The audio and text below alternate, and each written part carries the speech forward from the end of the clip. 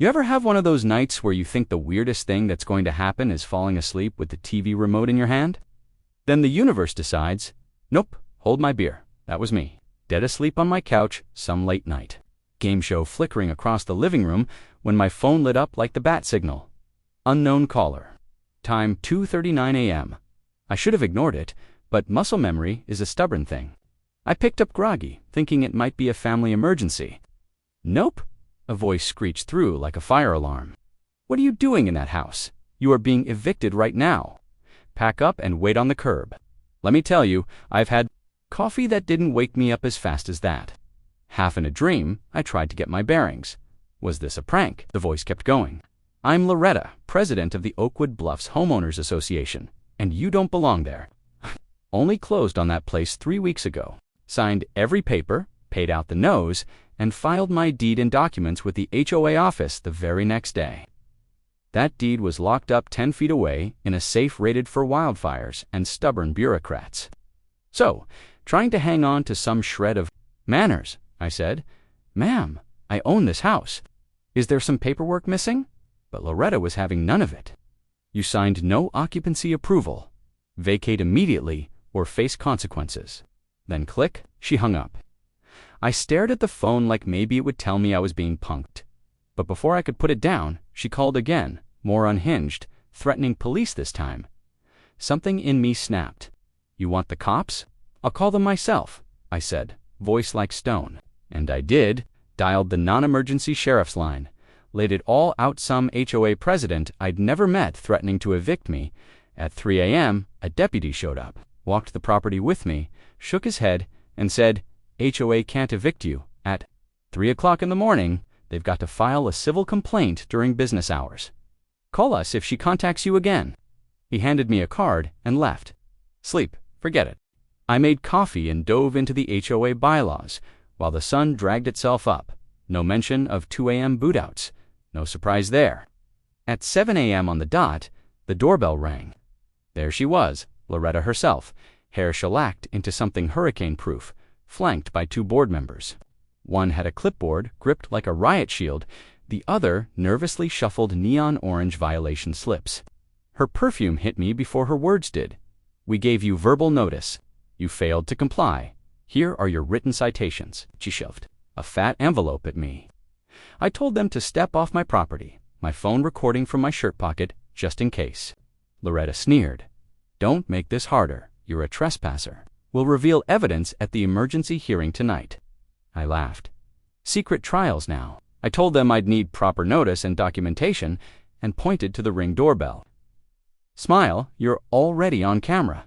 Clipboard guy tugged her sleeve, and they backed off, slapping an orange cease and desist notice on my mailbox before leaving. I called my real estate attorney, Teresa. She laughed so hard she nearly choked. Confirmed what I already suspected, this was straight-up harassment. Save every voicemail, every scrap of paper, she said. As we talked, my neighbor Kip wandered over, mug in hand that said, World's Okayest Coach. He'd heard the commotion. Said Loretta told folks I forged my title. That's a lie, I said, and showed him the deed. Kip shrugged, claimed neutrality, but the rumor mill was clearly running. That night, I showed up at the emergency hearing with every document. Loretta and the board sat behind a folding table, camcorder aimed at a single chair mine. They claimed the previous owner owed dues, so my purchase was invalid. Teresa patched in on speakerphone, set them straight. A lien follows the property, not the person. It was paid at closing. The board ignored her. You have 48 hours to vacate, Loretta declared. I told them no, and warned of harassment charges if they kept it up.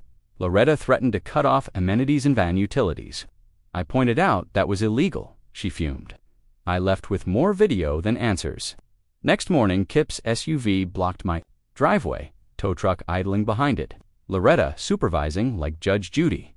Kip claimed the HOA ordered it, said my driveway was common area. I pointed to the survey stakes and told him to move it, then called the deputy again. The tow guy nearly hooked my bumper, but the deputy showed up and shut it all down. Said Loretta's handwritten order was nonsense, and if the truck didn't leave, he'd ticket them. Loretta glared daggers. Around the neighborhood, whispers about missing funds, unpaid landscapers, and non-working security cameras were getting louder. Teresa and I suspected Loretta was hiding embezzlement, distracting with chaos to avoid discovery, so we went on. Offense. I filed a formal request for HOA financials. They had 10 business days to comply. Meanwhile, I upgraded security, more cameras, motion lights. That night, footage caught clipboard guy rummaging through my recycling. I sent it to Teresa. She drafted a cease and desist and had it served publicly. Neighbors loved that show. When the HOA missed their deadline, Teresa filed in small claims. Court. We attached everything: videos, deputy reports, notices. That same day, Kip came over with apple pie and a sheepish look. Said Loretta promised board perks if they helped her schemes. His wife was livid. If you need a vote to recall the board, I'm in, Kip said. Suddenly, I had allies. Loretta's next move: shut off my water. A pink tag read utility freeze. Completely illegal. I called the county. They sent someone out. Turns out, anyone could buy that lock at Home Depot. The inspector restored my water and documented everything. This time, I pressed charges. Loretta claimed the HOA owned the pipes. The deputy just laughed. The gossip exploded. Miss Dahlia, a retired accountant, volunteered to audit the books. We held a meeting at the park. 70 people showed. I laid out the evidence. We drafted a recall petition and doubled the required signatures. Loretta retaliated with a smear campaign glossy flyers calling me a trespasser.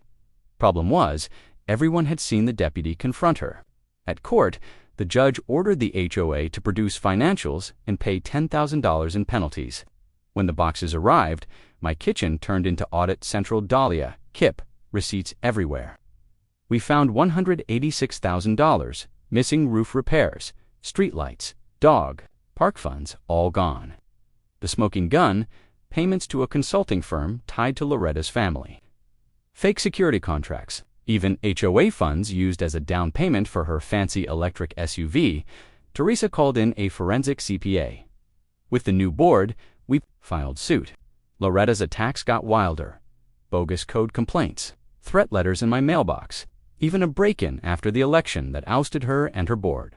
Her fingerprints were in my house. Surveillance caught her minions dumping ledgers in a dumpster. At midnight, the evidence was undeniable. On election night, the whole neighborhood packed the high school gym. Ballots flew. Deputies stood by. The vote to remove Loretta and her board passed in a landslide. When the interim board took over, Loretta refused to surrender the HOA laptops, claiming they had her recipes. The cops stepped in. The digital trail exposed tens of thousands funneled to shell companies and prepaid cards all tied to her. Loretta faced criminal charges: embezzlement, vandalism, impersonating a public official, burglary. She posted bail, but the evidence kept mounting. At trial, the jury heard about everything: the 2:39 a.m. call, the break-in, the forged shutoff, the money trail. Clipboard guy, Trevor, flipped and testified. Even Loretta's niece, called as a character witness, admitted to getting thousands for decorating services. The verdict: guilty on all major counts. Loretta lost her job, her reputation, and her freedom. The aftermath felt surreal, like a movie with a satisfying ending. The playground got mulch. The dog park was finally built. Streetlights worked. Real-time financials went online. HOA dues even dropped. Kip became a real friend and started running free sports clinics for the kids. Community nights returned. Neighbors pitched in to fix up the place, and the very rules Loretta once used. As weapons, we used them to protect each other. In the end, tyranny didn't stand a chance against a neighborhood that finally remembered how to stand together. So yeah, sometimes the fight is worth it. Sometimes the villain really does get what's coming. Now I want to hear your take. Where's the line between rules and overreach, ever tangled with power-hungry folks in your community? Drop your story below.